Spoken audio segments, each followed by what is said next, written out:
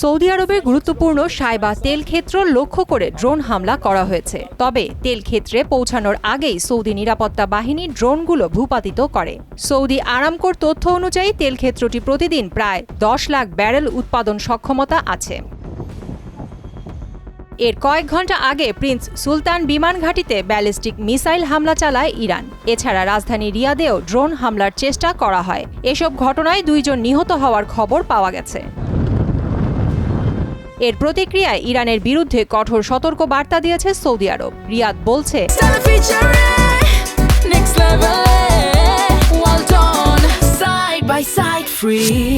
আরব দেশগুলোর ওপর হামলা অব্যাহত থাকলে তেহরানই সবচেয়ে বড় ক্ষতির মুখে পড়বে।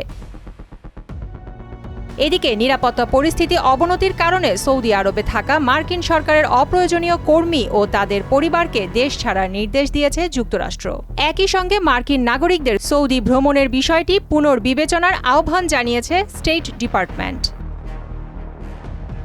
বিশ্লেষকদের মতে যুক্তরাষ্ট্র, ইসরায়েল ও ইরানের চলমান সংঘাত ক্রমেই তীব্র হচ্ছে।